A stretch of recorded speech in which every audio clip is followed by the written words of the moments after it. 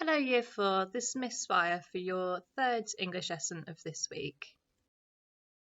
In today's lesson we're going to be exploring the differences between fiction and non-fiction texts. We're going to be defining fiction and non-fiction. We're going to be identifying key features in fiction and non-fiction texts, and then we're going to be comparing and contrasting the two genres of text. And this will all be based around our book, Saving Species. Based on our learning so far, we agreed that our core text, Saving Species, is a non-fiction text. What is the difference between a non-fiction and a fiction text? I'm going to give you a few seconds now to have a think about your answer.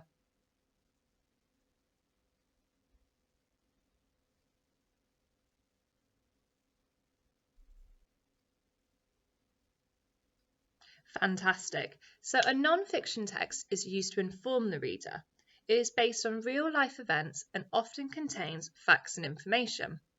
In comparison, a fiction text tends to be a story that's made up by the author for the reader to enjoy. We said that Saving Species was a non-fiction text because we thought that it would be using facts and information to encourage the reader to help endangered animals. So in your home learning pack today, you are going to be looking at the differences between a fiction and a non-fiction text.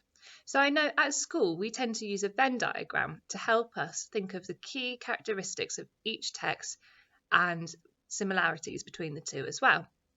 So what I'd like you to do is pause the screen now and make your own list of features which is identified with a fiction text and with a non-fiction text, and any similarities you can think of as well.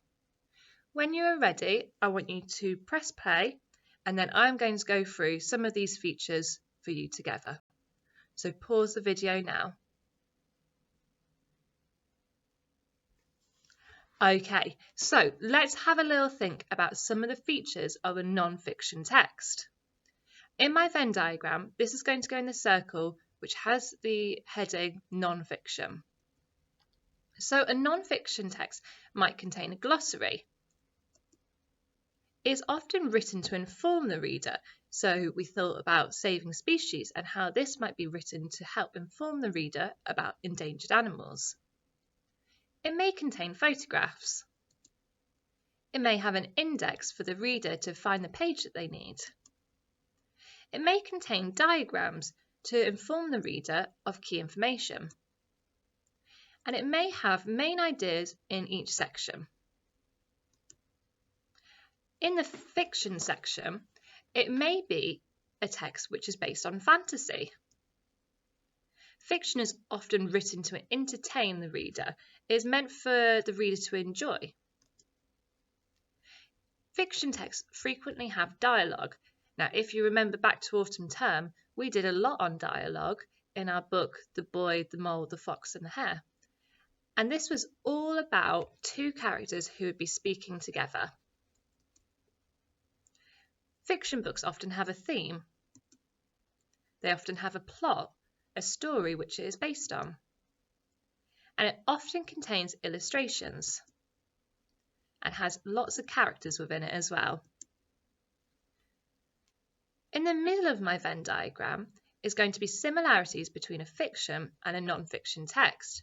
So both contain text, they both contain a title, and we can learn valuable information from both fiction and non-fiction texts. So now I'd like you to pause the screen again, and if you are missing any of that information, you can write it down on your page as well. Just press play when you're ready to go again. So let's have a look at your reflection. And it says, what is the similarity and difference between a fiction and a non-fiction text? And you can see here that I've got in green my sentence stem. So my first sentence says, a similarity between fiction and non-fiction text is that we can learn valuable information from both styles. A difference between a fiction and a non-fiction text is that a non-fiction text is written to inform the reader and may contain photographs and diagrams. In comparison, A fiction text is written to entertain the reader and typically contains characters and a plot. So what I've done there is I've used my sentence stems.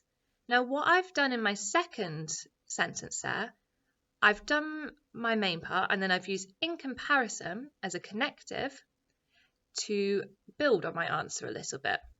So if you feel confident, use in comparison to build on your answer just a little bit more. Here are your sentence stems. So using my model, I would like you to write your own similarity and difference. You can also use your home learning packs, which is used to be able to support this. Okay, big well done for today, Year 4. You've done a really great job with this, and I can't wait to have a little chat about fiction and non-fiction texts and the similarities and difference. Okay, see you tomorrow for our English lesson. Bye.